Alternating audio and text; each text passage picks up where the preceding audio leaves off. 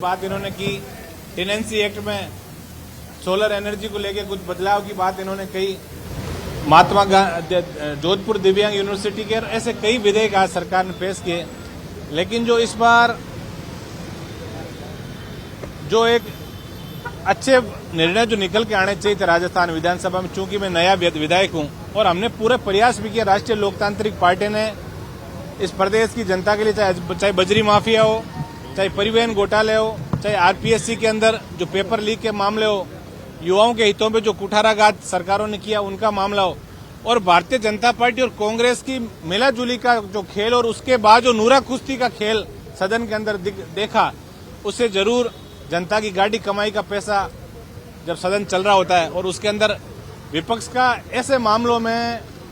कहीं न कहीं हो हल्ला करना और इसको व्यवधान डालना, ये स्वस्थ लोकतंत्र की परंपरा नहीं है। लोकतंत्र की इस स्वस्थ परंपरा में अभी पिछले 4-5 दिन से जो मारपीट की बात करें या छीना झपटी या नूरा कुश्ती की जो बात हुई, उसको लेके पूरा लोकतंत्र शर्मसार हुआ।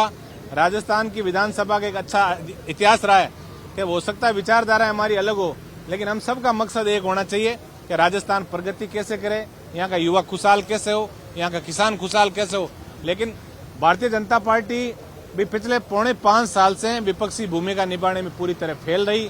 आज आप देखिए किस तरह एक लाल डायरी, एक काल्पनिक डायरी के नाम पे इन लोगों ने जो सदन के अंदर जो 3-4 दिन से जो अवरोध किया, उसका करारा जवाब भारतीय जनता पार्टी को भी यहाँ की जनता देगी। मोदी जी ने 2 करोड़ लोगों को प्रतिवर्ष रोजगार की बात की, किसानों के संपूर्ण कर्ज माफी की बात राहुल गांधी जी ने की, फ्री बिजली की बातें हुई, लेकिन युवाओं के रोजगार की बातें हुई, पेपर लीक जो हुए, आरपीएससी की अच्छे गठन की बात भी हुई, लेकिन किसी भी नेता ने मेरे हिसाब से युवाओं को और किसानों को एक अच्छा राजस्थान देने की जो उनके सपने जो थे, उन सपनों को इन लोगों ने साकार होने में कहीं न कहीं व्यवधान डाला। राष्ट्रीय लोकतांत्रिक पार्टी ने पूरा प्रयास किया 5 साल कि हम ईमानदारी से, चाहे सड़क से लेकर सदन तक, चाहे वो विधानसभा हो और हमारे सुप्रीमो हनुमान जी बेनीवाल है, चाहे ईआरसीपी की योजना हो और अन्य जितने भी, अभी जैसे मणिपुर की घटना, भारतीय जनता पार्टी शांत है, लेकिन हमारे सुप्रीमो हनुमान बेनीवाल जी ने लोकसभा में मणिपुर की घटना को भी उठाया। हमारे पूरा प्रयास है कि राजस्थान के अंदर जो एक विकसित प्रदेश राजस्थान बने, इसको विशेष राज्य का दर्जा भी प्राप्त हो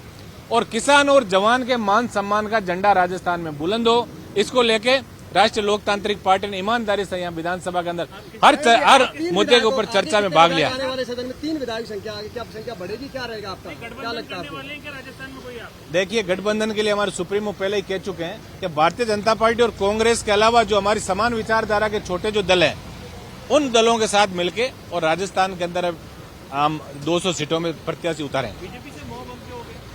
देखिए, हमारा जब राष्ट्रीय लोकतांत्रिक पार्टी का गठन हुआ, उसमें किसान और जवान के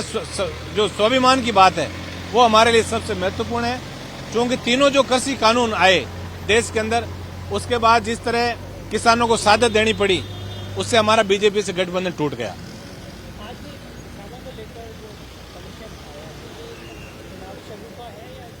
ये कमीशन, मुझे ऐसा लग रहा है कि सिर्फ जो सत्ता पक्ष के जो लोग हैं,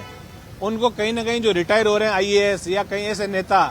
जो कहीं रिटायर हो रहे हैं, उन लोगों को सिर्फ उन आयोगों में शिफ्ट करके और उनको लाल बत्ती और कोई सुविधा देने के अलावा मुझे तो ऐसा नहीं लगता। यदि किसानों की चिंता कांग्रेस को होती तो 4.5 साल पहले आयोग आना चाहिए था। लेकिन आज जो भी आयोग और ये इन्होंने आनंद फानंद में जो किए, मैं इसकी घोर निंदा करता हूँ। स्वस्थ परंपरा लोकतंत्र के अंदर कि ऐसे कोई भी संशोधन विधेयक, चाहे कोई भी आप आयोग बनाओ, कम से कम सदन को तो आप सब लोगों को विश्वास में लेके और जनमत जानने के बिना, यही देखिए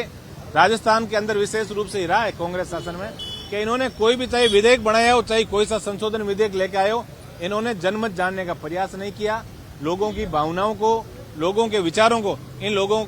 ने कभी आत्मसात नहीं किया। उनके विचार यदि आते और उसके बाद यदि संशोधन और विधेयक बनाते तो निश्चित रूप से जनता को बहुत बड़ा फायदा हो सकता था। देखिए, ये डायरियां वायरियां कुछ नहीं है, ये खाली अपनी इम्पोर्टेंस, और मुझे लग रहा है ब्लैकमेलिंग के एक सिस्टम के अलावा मुझे नहीं लगता है लाल डायरी है। और यदि है तो फिर मीडिया के अंदर रिलीज करो ना आप उस लाल डायरी से कब तक लोगों का झूठा शोषण करते रहोगे। यदि लाल डायरी वास्तव में, मैंने बीजेपी के जो साथी हैं उनको भी मैंने कहा कि जब व्यक्ति खुद की शादी करता है तब उसका वंश बढ़ता है। यदि पड़ोस में कोई 3-4 शादियां कर ले तो उसका वंश थोड़ा ही बढ़ेगा। आपने 4.5